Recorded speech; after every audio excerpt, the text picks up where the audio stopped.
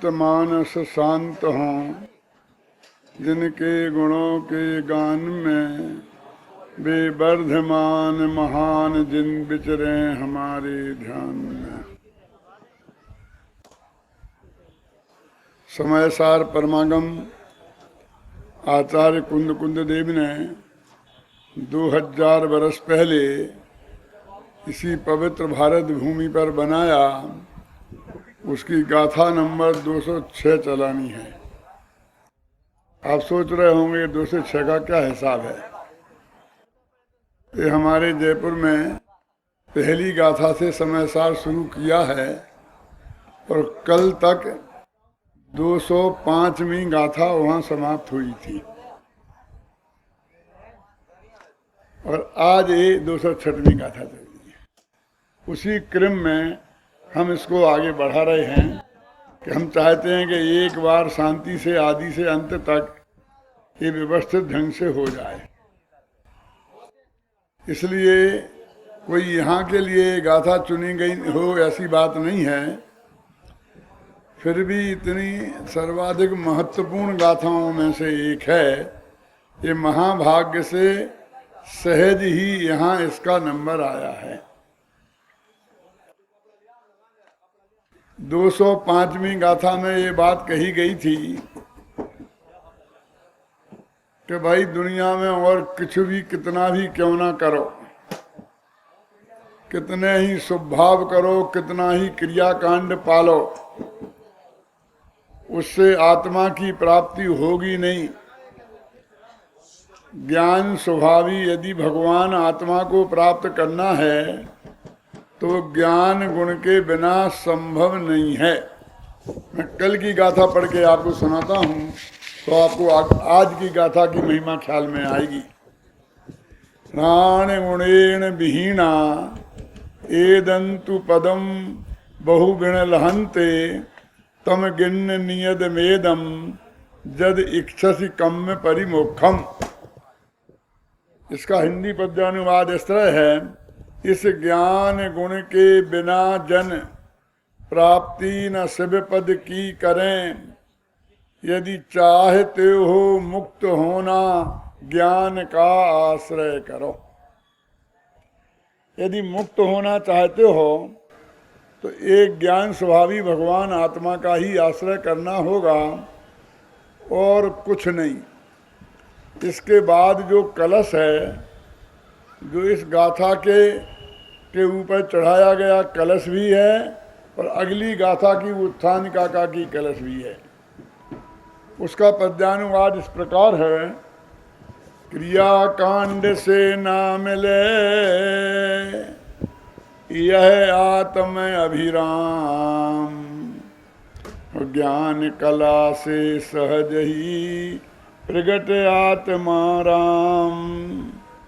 अतः जगत के प्राणियों छोड़ जगत की आस, ज्ञान कला का ही अरे करो नित्य अभ्यास। तो पिछली गाथा में क्या कहा ये अंदाजा आपको लगा होगा। संस्कृत में कर्म शब्द पढ़ा है। कर्म दुरासदम। कोई भी कर्म से ये भगवान आत्मा की प्राप्ति होने वाली नहीं है। अब कर्म शब्द के बहुत अर्थ होते हैं। कर्म माने कर्ता, कर्म वाला भी कर्म होता है। ज्ञाना वर्णादि 8 कर्म भी कर्म होते हैं। मोह राग देश भाव कर्म भी कर्म होते हैं। शरीर आदि 9 कर्म भी कर्म होते हैं। लेकिन यहाँ पर इस कर्म शब्द का असली अर्थ क्या है? धर्म के नाम पर चलने वाला क्रियाकांड, उसका नाम यहाँ कर्म है। और जो मैंने पद्यानुवाद में क्रियाकांड शब्द डाला तो किसी को अटपटा लग सकता है। तो ये समय सार अनुशीलन में पढ़ेगा तो मैंने नहीं, जयसेन आचार्य ने, अमृतचंद आचार्य ने, पंडित जयचंद जी छाबड़ा ने, पूज्य गुरुदेव श्री कांजी स्वामी ने, बनारसी दास ने, इन सब लोगों ने इसका अर्थ क्रियाकांड ही किया है। मैंने तो आज की भाषा में एकदम सरल भाषा में ये बात रख दी है कि कर्म कांड से ना मिले। कर्म कांड लिखता तो आप ये समझते हो गोमटसा जीव कांड कर्म कांड है, इसलिए मैंने स्पष्ट शब्दों में लिखा कि क्रिया कांड से ना मिले यह आत्म अभिराम। अरे भाई, अमेरिका का माल खरीदना है तो डॉलर में खरीदना पड़ेगा, वहाँ आपका रुपया नहीं चलेगा। इंग्लैंड का माल खरीदना है तो पाउंड में खरीदना पड़ेगा।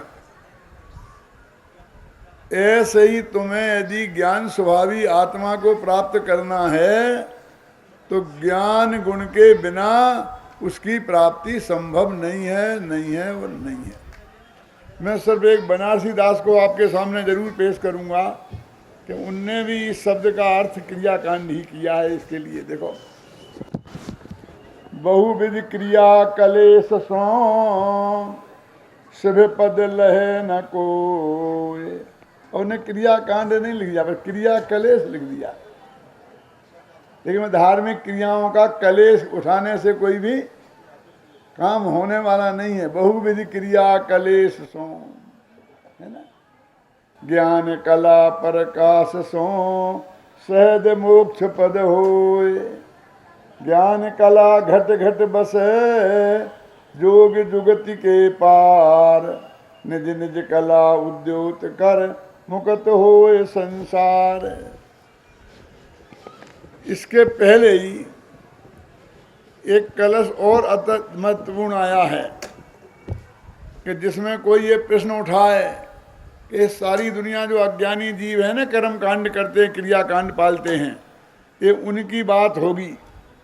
कोई कहता अजैनियों की बात होगी, कोई कहता जैनियों की बात होगी, फिर कहता कोई कहता है जैनियों में भी भेद डालता है ना, श्वेतांबरों की होगी, फलाने की होगी, दिगंबरों की होगी, तेरापंथियों की होगी, 20 पंथियों की होगी।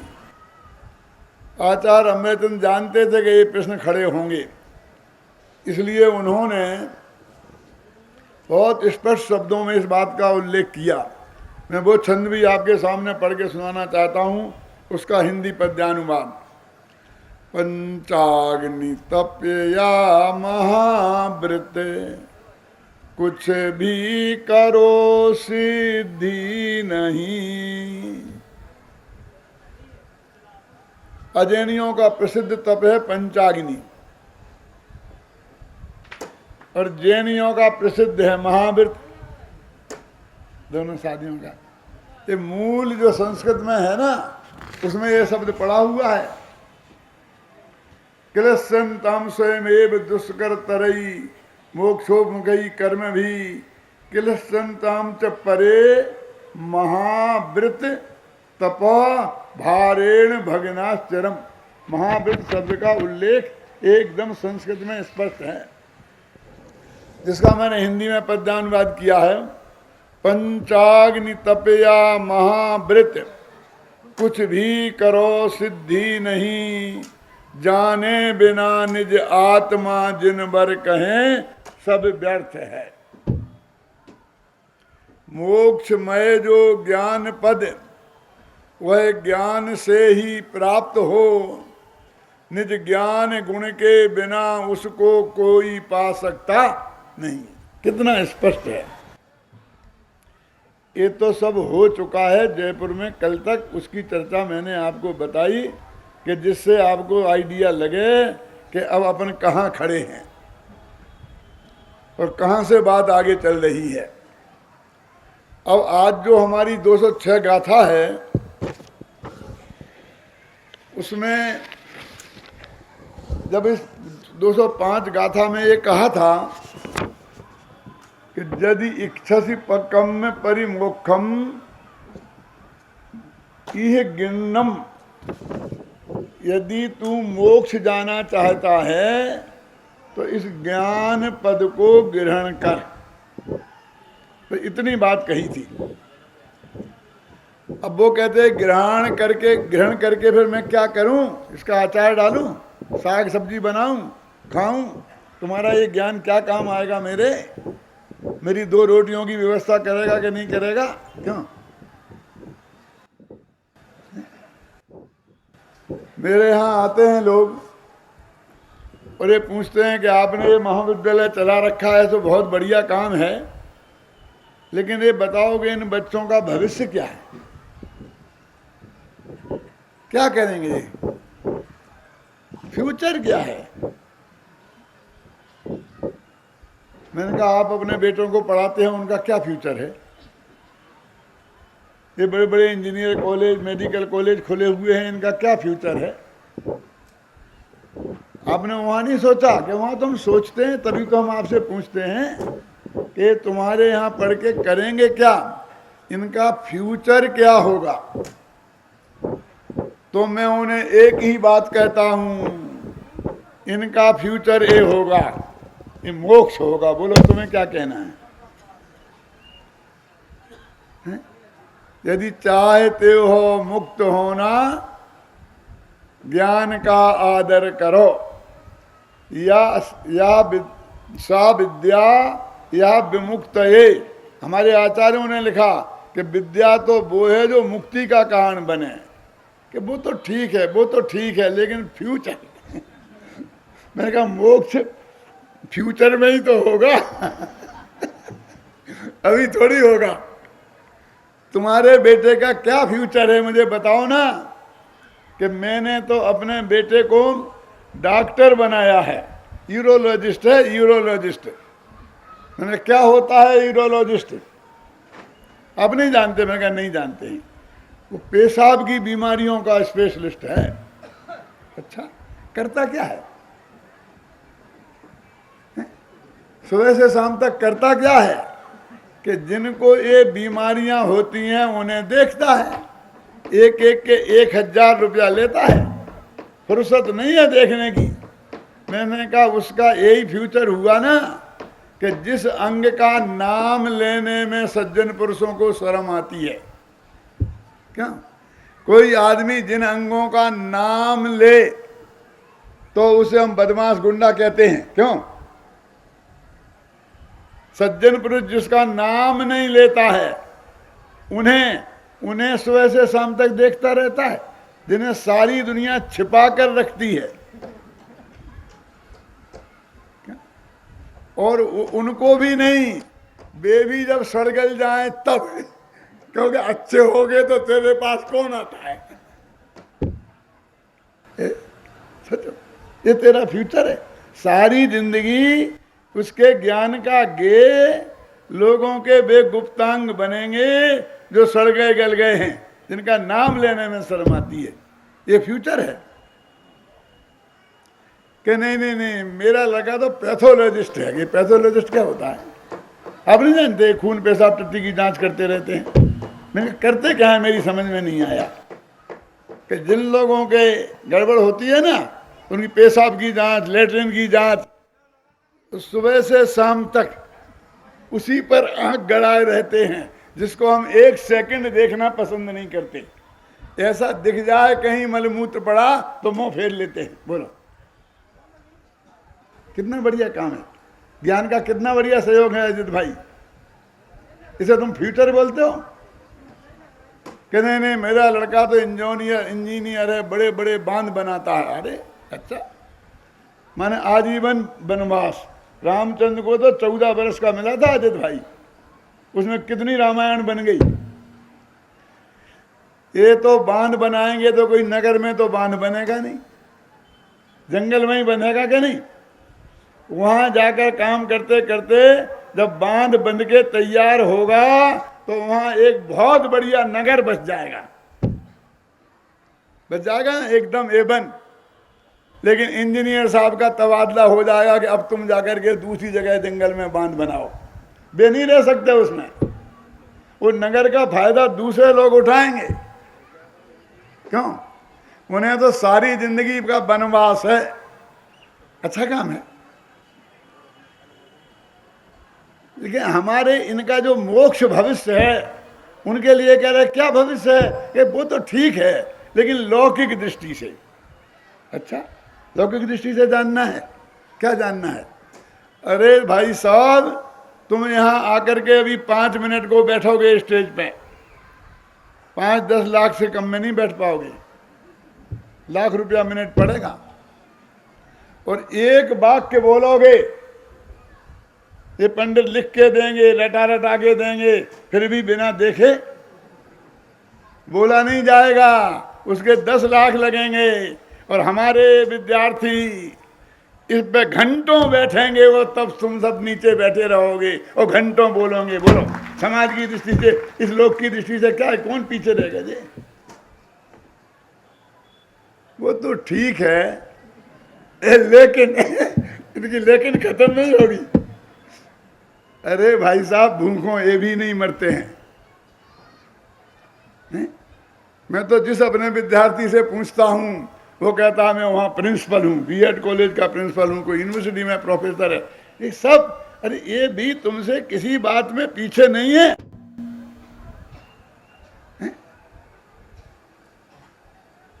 जहां जाएंगे समाज के गुरु बन के रहेंगे।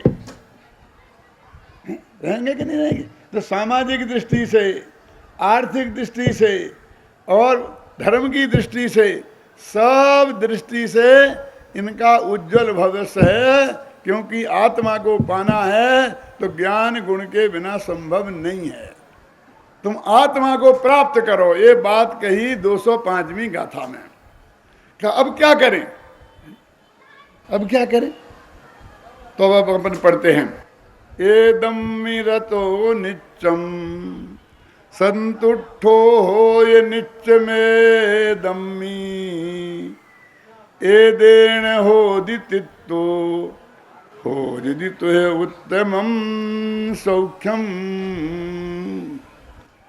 इस ज्ञान में ही रत रहो, संतोष नित इसमें रहो, बस तृप्त भी इसमें रहो, तो परम सुख को प्राप्त हो।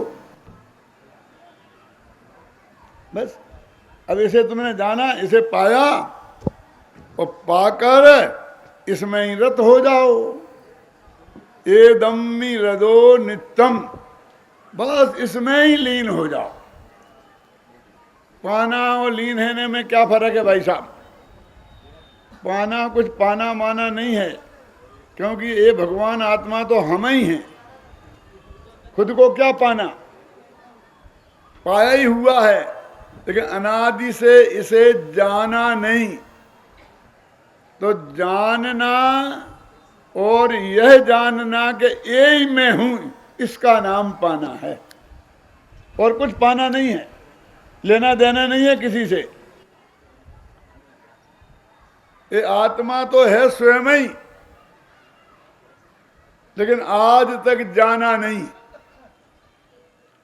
जाना नहीं निज आत्मा ज्ञानी हुए तो क्या हुए, ध्याया नहीं निज आत्मा ध्यानी हुए तो क्या हुए। तो पाना माने जानना, और ये जानना कि यही मैं हूं। पाना माने जानना, माने सम्यक ज्ञान, और यही मैं हूं ऐसी प्रतीति पूर्वक जानना, उसका नाम है सम्यक दर्शन। पाने का मतलब सम्यक दर्शन और सम्यक ज्ञान। और लीन होना, रत रहने का मतलब क्या है? जानना है ज्ञान, देखना है दर्शन, और जानते देखते रहना है ध्यान। चारित्र जान लिया कि हाँ, तो जानते रहो, जानते रहो, जानते रहो। कब तक? कि अनंत काल तक। तुझे क्या चाहिए? कि उत्तम सुख मिल जाएगा, बस खत्म। क्या देखा ना? देखो, इस ज्ञान में ही रत रहो। प्राकृत में है एदम्मि रतो नित्यम, इसमें ही रत रहो। अपन ध्यान करो, ध्यान करो। ध्यान करने में क्या करना पड़ता है बोलो? किसी चीज को पहली तरफ जब है जानना, उसका नाम है ज्ञान। और उसी चीज को लगातार जानते रहना, उसका नाम है ध्यान। किसका? जिसको जाना उसका। तो अपने भगवान आत्मा को पहली दफे जानना, उसका नाम है ज्ञान, और लगातार उसे जानते रहना, इसका नाम है ध्यान। तो क्या करो? एक गाथा ऐसी आती है कि क्या करें कि तुमने बता दिया प्रज्ञा छेनी से भगवान आत्मा को ग्रहण करो, है ना। अब क्या करें कि ग्रहण तो करें, उसको हम जाने तो, लेकिन कैसे उसे ग्रहण करें।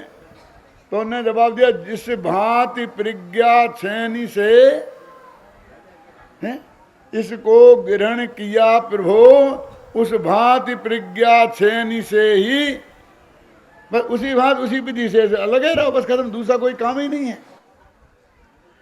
तो गाथा क्या है, कहती है एदम्मी रदो नित्यम, इसमें नित्य लत हो जाओ, लीन हो जाओ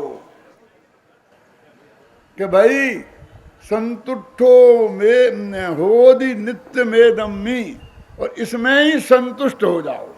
ऐसा ही नहीं कि भारभूत तरीके से लगे हैं। अब क्या करें, हमने तो एक धंधा अपना लिया तो अब सारी जिंदगी वही इसमें लगे हैं, कोई उपाय तो है नहीं है। अब डॉक्टर बन गए हैं, मन भी नहीं लगता है, तो क्या करें, क्यों अब इंजीनियर कर लो, ऐसा तो हो नहीं सकता है? अब तो दोनों जीना दोनों सीना है ना। दांत के डॉक्टर बन गए तो जिंदगी भर दूसरे के दांत उखाड़ते रहना, बस और क्या करना। अब कुछ चांस तो है नहीं बदलने का। वहाँ तो ऐसा नहीं कहता हम बदल के ही करेंगे, वहाँ बदलने की बात नहीं है, यहाँ बदलना चाहता है। अरे तूने भगवान आत्मा को जाना तो जानता रहे, वो इसी में संतुष्ट हो जा। अकेले संतुष्ट नहीं हो जा, तृप्त हो जा, लिखा ना, एदम्मी रदो नित्यम संतुष्टो होदि नित्य में दम्मी एदेन होदि तित्तो। अरे इसी में तू तृप्त हो जा, बस अब कुछ नहीं चाहिए, अब कुछ नहीं चाहिए। जगत में आज तक किसी ने ये नहीं कहा होगा कि इससे ज्यादा अब मुझे कुछ और आवश्यकता नहीं है। लेकिन ये रास्ता ऐसा है कि इसमें ये आ जाता है कि बस अब मैं तृप्त हो गया, अब मुझे कुछ नहीं चाहिए। तो इससे होगा क्या, वही फ्यूचर क्या है, क्यों लगा ना, हो हदि तुझे उत्तमम सौख्यम, तेरे लिए उत्तम सुख की प्राप्ति होगी। मुक्ति में प्राप्त होने वाला जो उत्तम अतीन्द्रिय आनंद है उसकी प्राप्ति होगी। एक गारंटी कुंद कुंदाचार्य दे रहे हैं उनकी मूल गाथा में,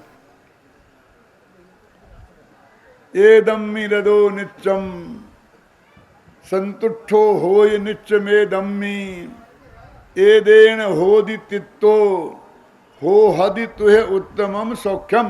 बहुत सरल है ना, अर्थ समझ में आया ना। पर नहीं हुआ तो क्या करना, हमने ये सब किया और उत्तम सुख की प्राप्ति नहीं हुई तो फिर क्या करोगे, फिर क्या करेंगे। हमारी थोड़ी गारंटी है, एक गारंटी तो उस कंपनी की है।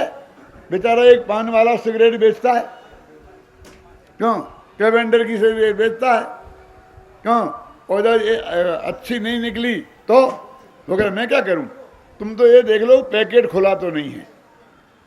यदि पैकेट बंद है फिर अच्छी नहीं निकले तो कैवेंडर कंपनी वालों के पास जाना। मेरी तो सिर्फ गारंटी कि ये उस असली होने की है, वो अच्छी है कि नहीं है मैं नहीं जानता। कल में आई ना कि फिर वहीं से ले आएंगे ना, ले आओ ना, हम तुम्हारी दुकान से क्यों लेंगे कि मत लो ना, तुम जाओ ले आओ। अरे भाई साहब, तुम वहां जाओगे तो चपरासी नहीं घुसने देगा। तुमको पूरी हिंदुस्तान की एजेंसी लेनी हो तो वहां तुम उसके मैनेजर से बात कर पाओगे। एक पैकेट तुम्हें नहीं मिलेगा, तो एक पैकेट लेना पड़ेगा तो हमारी दुकान से ही लेना पड़ेगा। हम तो अनंत भगवान की कंपनी के पान वाले हैं। अब तुम्हारे पास इतनी बुद्धि है, इतना ही समय है, इतनी बात है, तो हमसे खरीदना पड़ेगा, लेना पड़ेगा ये माल। गारंटी तो अनंत भगवान की है, कुंद कुंद की भी नहीं।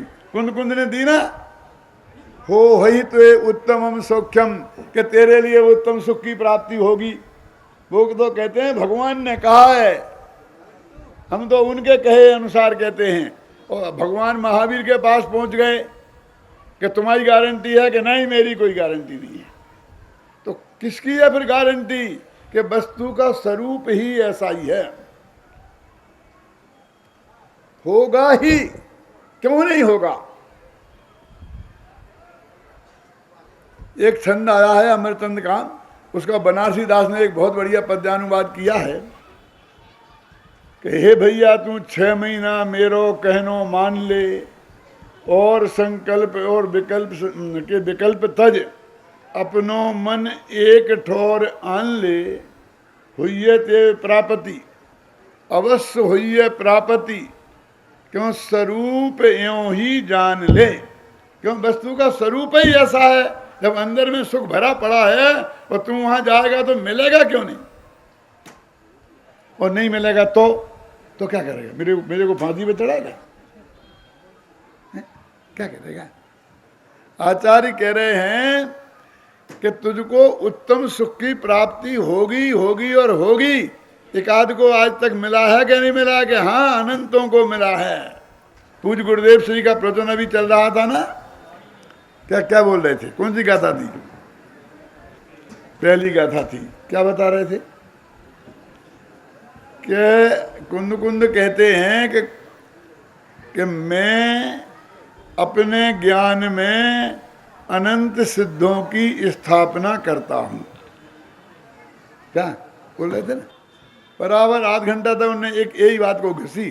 क्यों, इससे क्या सिद्ध हुआ, एक तो वे भगवान अनंत सिद्ध हैं जो मेरे से पहले मोक्ष चले गए, एक तो ये सिद्ध किया, और दूसरी बात क्या सिद्ध की, एक तो ये सिद्ध किया कि अबे जो मोक्ष में गए वे अनंत हैं, और दूसरा ये सिद्ध किया कि मेरे ज्ञान में, वर्तमान ज्ञान में, मति ज्ञान में इतनी ताकत है कि मैं अनंत सिद्धों को अपने में स्थापित कर सकता हूं, मैं उनका स्वरूप जान सकता हूं। था ना, सुना था कांतिलाल जी, दो बात सिद्ध की थी आनंद भाई, हैं? कि मिलेगा तो नहीं, मिलेगा तो नहीं, हुआ तो। ये संशय से लेकर काम करने वाले कभी भी इस दुनिया में सफल नहीं होते हैं कि नहीं हुआ तो, नहीं हुआ तो, नहीं हुआ तो। इस दाहोद की एक घटना है, मैं यहाँ आया हुआ था, बाबू भाई भी थे साथ में, बहुत पुरानी बात है अजित भाई, जब परमात्मा ने कोई काम शुरू नहीं किया था हमारे बड़े लड़के ने, उसे आप 25 साल तो काम ही करते हो गए, तो वो कहते क्या करें क्या करें। तो यहाँ से एक भाई थे, उनका नाम बम्बई में रहते, नाथ एंड कंपनी वाले सुरेंद्र भाई, तो हमारे साथ यहाँ से बम्बई गए थे। हम यहाँ से बम्बई गए थे, तो वो बोले मेरे पास भेज दो, मैं ऐसा करवा दूंगा, मैं ऐसा करवा दूंगा। कोई कहता था मेरे पास भेज दो, ऐसा करवा दूंगा, ऐसा करवा दूंगा। मैंने कहा भैया हमको किसी चक्कर में नहीं पड़ना है, व्यापारियों के हम लोग रोजाना देखते हैं कि करोड़पतियों को करोड़पति होता देखते हैं, ऐसा हो गया, इसका ऐसा हो गया, इसका ऐसा हो गया, ऐसा इसका ऐसा हो गया। हमें तो अच्छा है, कहीं अच्छी सर्विस मिल जाएगी तो ठीक ठाक हो जाएगा काम। बोले देखो साहब, यदि बिजनेस कराना है तो दिवालियों की नहीं सुनना। वे लाखों रोडपति भी करोड़पति होते हैं ना, उनकी कहानी क्यों याद नहीं करते हो, इनके किस्से क्यों सुनते हो, जो करोड़पति से रोडपति हुए उनकी बात क्यों नहीं करते हो, जो रोडपति से करोड़पति हुए हैं। ये बंबई में जितने आए हैं ये सब लोटा डोल लेके आने वाले लोग हैं, एक भी करोड़पति नहीं था। जितने भी बंबई के करोड़पति हैं, हजारों उदाहरण ऐसे हैं, और रोडपति से रोडपति होने के इक्के दुक्के तुमने सुन रखे रोजीना। फिर राजनीति में नहीं जाना, राजनीति में नहीं जाना, ये जेल गया, वो जेल गया, बस जेल वाले वो दिखते हो ना, जो बरसों से उसका मजा ले रहे हैं, सम्राट बने हुए हैं, क्यों उनकी नहीं सुनते हुए कौन हुए। यदि उल्टा देखोगे तो उल्टा ही उल्टा सूझेगा। अब मुझे बताओ कि एक भी मोक्ष में से संसार में आया हो तो बताओ। करोड़पति रोडपति होते, और अनंत जीव संसार से मोक्ष में गए हैं कि नहीं गए हैं? बोलो, कितने उदाहरण हैं? एक आध बताओगे? बताएं क्या? तुम देख लो, हम क्या करें? हमारी तो एक बहुत सी दिक्कत है कि हम हमेशा अल्पमत में रहने वाले हैं, बहुमती में कभी रहेंगे नहीं हम। क्यों? कि हमारे जितने वोटर हैं वे सब संसार छोड़ के मोक्ष में चले जाते हैं, बनते हैं, और बाकी के अज्ञानी तो यहाँ डटे रहते हैं। सामने वाले के पक्ष के वोटर तो वे संसार में ही रहते हैं, और हमारे तो 6 महीना और 8 समय में जितने आते हैं उतने चले जाते हैं। तो हम तो यहाँ संसार में तो हमेशा अल्पमत में ही रहने वाले हैं, संसार में हमारा बहुमत होने वाला नहीं है। अब तुम नहीं मानो एक भी सिद्ध को तो हम क्या करें? क्यों?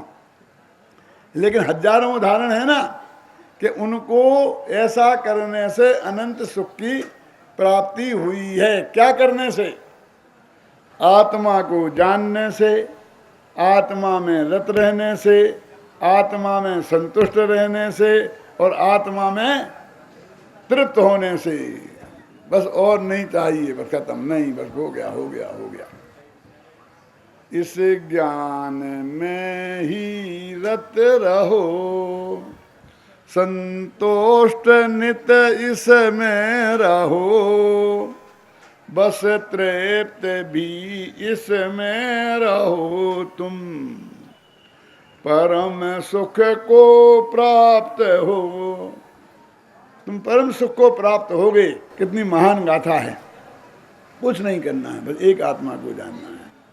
ये तो पहले ही किया है कि क्रिया कांड से नाम ले यह आत्म अभिराम, और ज्ञान कला से सहज ही प्रकट आत्मा राम। ये तो भाई साहब गाथा का अर्थ हुआ उत्तम चंद जी। अब ये बन जाए टीका पे चलते हैं। टीका में वैसे तो इसी बात को दोहराया है, लेकिन अंत में एक बात बहुत मार्मिक लिखी है टीका के अंत में, पढ़ के बताता हूँ। देखो, जितना यह ज्ञान है उतना ही सत्य आत्मा है, ऐसा निश्चय करके ज्ञान मात्र में ही सदा रति कर, रुचि कर, प्रीति कर। जितना यह ज्ञान है उतना ही सत्य कल्याण है, ऐसा निश्चय करके ज्ञान मात्र से ही सदा संतुष्ट रहे, संतोष को प्राप्त कर। जितना यह ज्ञान है उतना ही सत्य अनुभव करने योग्य है, ऐसा निश्चय करके उस ज्ञान मात्र में सदा तृप्त हो जा, तृप्ति का अनुभव कर। इस प्रकार सदा आत्मा में ही रत, आत्मा में ही संतुष्ट और आत्मा में ही तृप्त तुझको वचन अगोचर सुख प्राप्त होगा। ये तो गाथा का अर्थ हुआ। इतनी बात बस। अब जो जिसके लिए मैंने टीका पढ़ रहा हूं वो बात सुनो। उस सुख को तू उसी क्षण स्वयं ही देखेगा, इसलिए दूसरों से मत पूछ, अथवा दूसरों से पूछने की आवश्यकता नहीं पड़ेगी, अथवा अति प्रश्न मत कर कि मिला तो नहीं मिला तो नहीं मिला तो, कि तत्काल मिलेगा। धर्म तो उसका नाम है जिसका फल तत्काल मिले, और कर्म उसका नाम है कि जिसका फल तत्काल गारंटी से नहीं मिले। क्यों? कर्म का एक नियम है कि पहले बंधेगा, वो बंधते वक्त फल देता नहीं है। फिर सत्ता में रहेगा तो सत्ता में पड़ा हुआ कर्म पृथ्वी के ढेले के समान है। फिर आबाधा काल तक उदय में नहीं आएगा तो तत्काल तो कुछ नहीं कर सकता। जब उदय में आएगा तब कुछ कर सकेगा कि नहीं, उसको बाद में निपटेंगे। लेकिन प्रश्न तो इन दो में तो कोई बात ही नहीं है। कुछ भी होगा तो उसके बाद ही होगा ना, जब उदय में आएगा। अजित भाई, तो कर्म किसे के जिसका फल तत्काल ना मिले, चाहे पाप हो चाहे पुण्य हो, तत्काल नहीं मिलेगा। और धर्म किसे कहते हैं? जिसका फल तत्काल मिले। क्यों? ना वो बंधता है, ना सत्ता में रहता है, ना उदय में आता है, तत्काल मिलना है। क्यों? यहाँ किया और वहाँ मिला।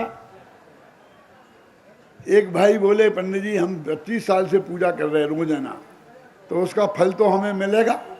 ध्यान से सुनना, क्या बात कर रहे हो, मिला नहीं?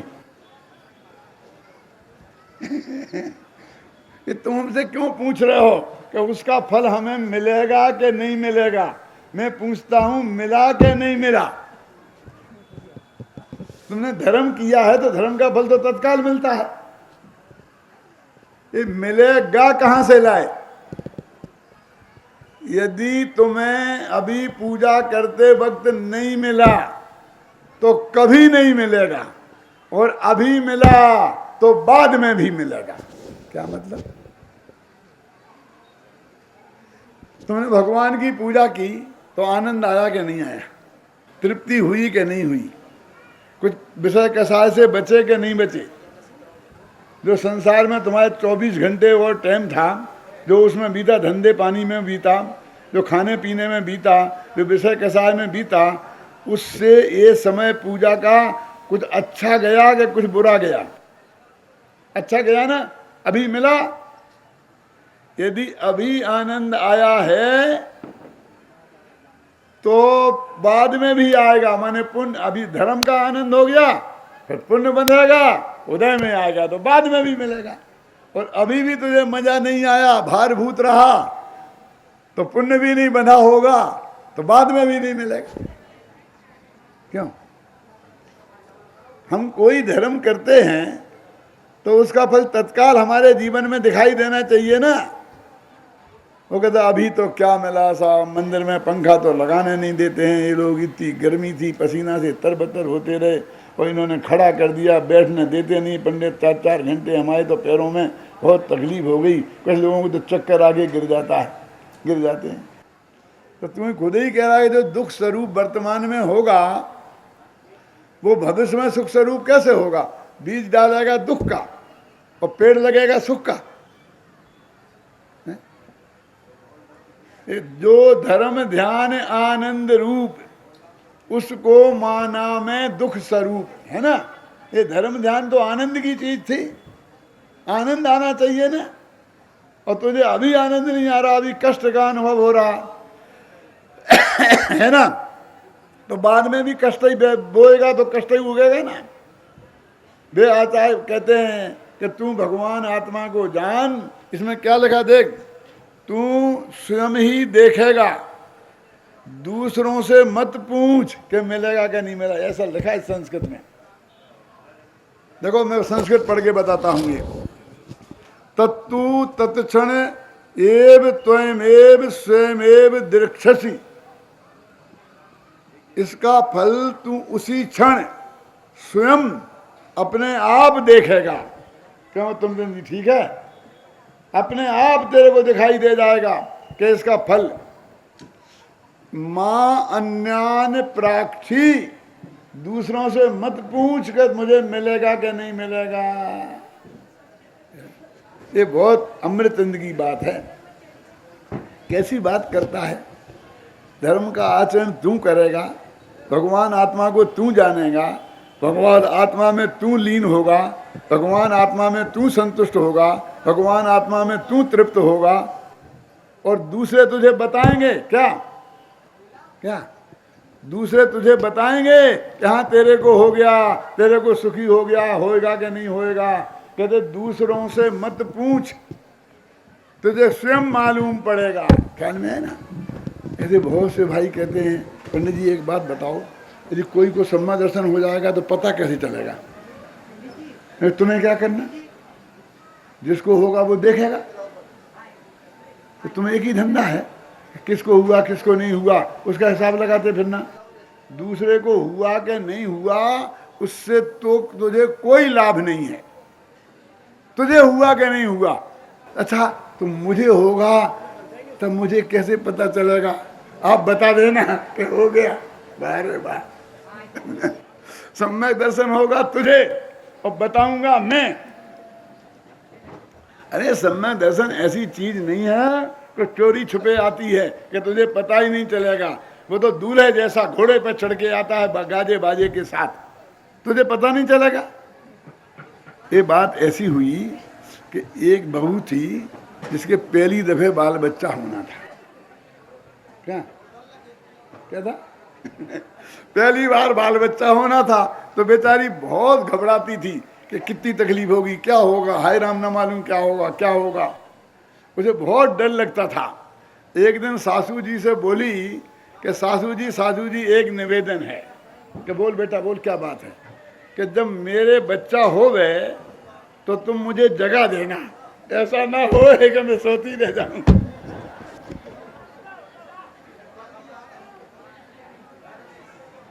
कि बेटा हम तुझे जगाएंगे, तू तो मोहल्ले भर को जगा देगी। कि बेटा ऐसा ही थोड़ी हो जाता है कि तू सोती रहेगी और वो हो जाएगा।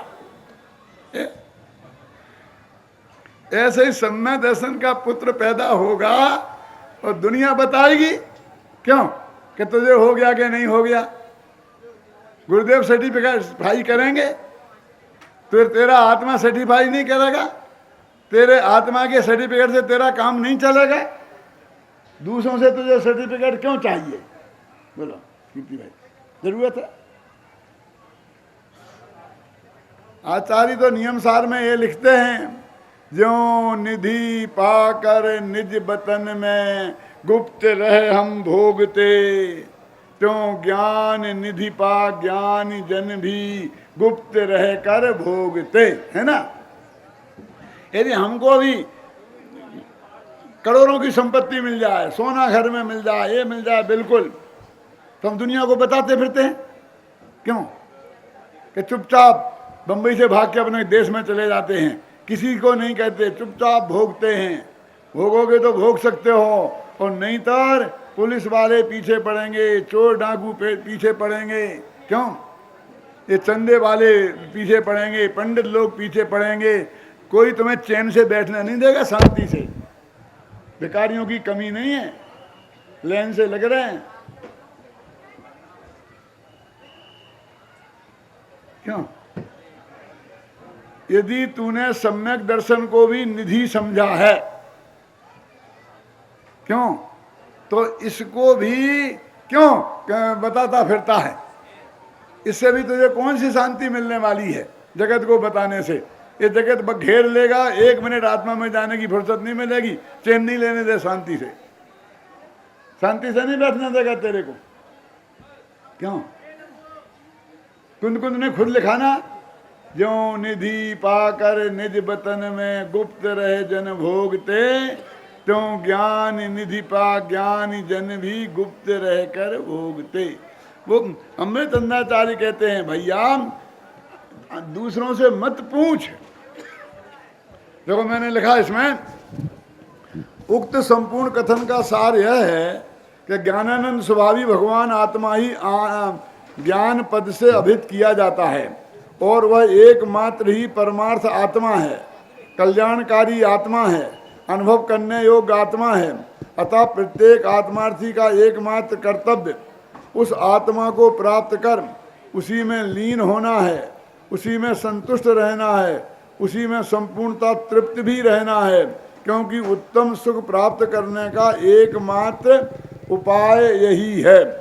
आत्मख्याति के अंतिम अंश में एक अति महत्वपूर्ण बात यह कही गई है कि जब तू इस भगवान आत्मा को जानेगा, उसी में जमेगा, उसी में रमेगा, संतुष्ट होगा, तृप्त होगा, तब जो उत्तम सुख प्राप्त होगा वह तेरे अनुभव में स्वयं ही आ जाएगा। किसी अन्य से पूछने की आवश्यकता नहीं रहेगी। अतः अधिक प्रश्न करने के नियम से विराम ले, प्रश्न करने से विराम ले, अधिक विकल्प करने से विराम ले, संपूर्ण शक्ति से हमारे बताए उस मार्ग में लग जा। ये है ना महत्वपूर्ण कथा? बोलिए, ये कहाँ से शुरू हुई थी? क्रिया कांड से नाम ले यह आत्म अभिराम, ज्ञान कला से सहज ही प्रगट आत्माराम।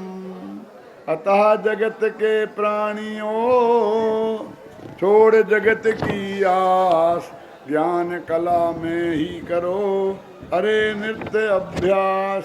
एकमात्र करने योग्य कार्य ये है कि शास्त्रों में तो इतना वर्णन है वृताधिक का कि है, वो शास्त्रों में है, सही बात है, तो उसका मतलब क्या है? आनंद भाई, किसी आदमी को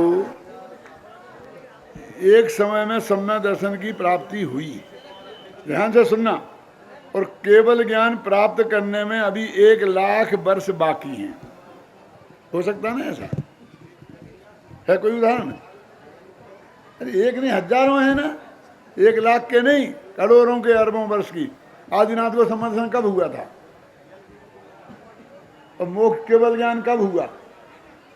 33 सागर तो गए सर्वा सिद्धि के, 83 लाख पूर्व इधर के गए, और वहाँ पिछले भव में भावलिंगी मुनिराज थे, उसके पहले ही हो गया था ना, तो अरबों बरस हो सकते हैं सम्यक दर्शन की प्राप्ति में और केवल ज्ञान की प्राप्ति में। अरबों वर्ष का अंतर पड़ सकता है, और अंतर्मूर्त में भी हो सकते हैं। तो जिन जीवों का ये लंबा आंतरा होता है, तो उनका बीच में क्या क्या होता है, उस सारे वर्णन का नाम है जो जैन शास्त्रों में व्यवहार से धर्म जिसे कहा है। तो चौथे गुणस्थान में रहेगा तो भगवान की पूजा नहीं करेगा, भक्ति नहीं करेगा, अभिषेक नहीं करेगा, तो क्या करेगा? क्यों? सुबह से भगवान का अभिषेक करने जाओगे, अभिषेक तो बेटा करना पड़ेगा, भगवान का नहीं करोगे तो बच्चों का करना पड़ेगा। पत्नी कहेगी बुड्ढी को मैं नहाती हूं, पप्पू को तुम नहला दो, करना पड़ेगा ना। भगवान का नहीं करोगे तो बच्चों का करना पड़ेगा। क्यों? तुम्हारे भाग में यही लिखा, हम क्या करें? ये 14 गुणस्थान में रहोगे, गृहस्थी बसाओगे, क्यों चक्रवर्ती बनोगे, 96,000 शादियां करोगे, तो यही होगा रोजीना रोजीना, क्या होगा? इसे तो अच्छा ही है ना कि भगवान का अभिषेक करें। मेरे कहने का मतलब वो बीच का जो पीरियड है उसमें कैसे कैसे शुभ भाव होते हैं और कैसी कैसी जीवन की क्रियाएं होती हैं, वो सारा वर्णन व्यवहार मोक्ष मार्ग के नाम से जिनवाणी में ही लिखा है।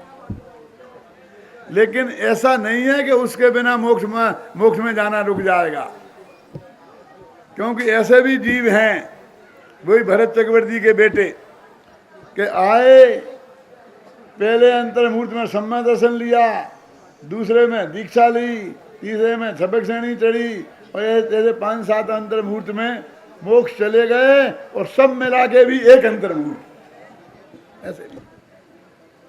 कहाँ रहे तुम्हारा, कहाँ गए तुम्हारा सारा क्रियाकांड? वो क्रियाकांड तो उसका वर्णन है कि ऐसे जीव जो अधिक काल तक 6वें गुण स्थान में रहते हैं, 7वें में उनकी कैसी परिणति होती है, 5वें में रहते हैं उनकी कैसी परिणति होती है, 4थे में रहते, ये तो उनकी परिणति का वर्णन है, वो मार्ग नहीं है। वो मार्ग में आने वाली चीजें हैं, उन्हें मार्ग कहा। मार्ग तो एक ही है, कौन सा? एदम मिरदो नित्यम संतुष्टो होदि नित्य में दम्मी एदेण होई तित्तो हो यदि तुहे उत्तमम सौख्यम, कि तुझे उत्तम सुख की प्राप्ति होगी। इसके बाद जो कलश लिखा गया है वो भी अद्भुत है। अभी आज समय नहीं है, इसलिए अब इसका अपन कल करेंगे अर्थ, लेकिन एक दफा पढ़ लेते हैं उसको। अचिंत शक्ति स्वयमेव देवा चिन्मात्र चिंता मणिरेश यस्मात् सर्वार्थ सिद्धात्मतया विधत्ते ज्ञानी किमन्नस्य परिग्रहेण। पद्यानुवाद।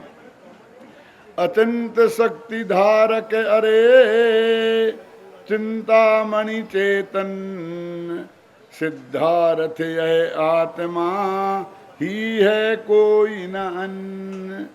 सभी प्रयोजन सिद्ध हैं फिर क्यों पर की आस। ज्ञानी जाने यह रहस्य करे न पर की आस। अर्थ कल विस्तार।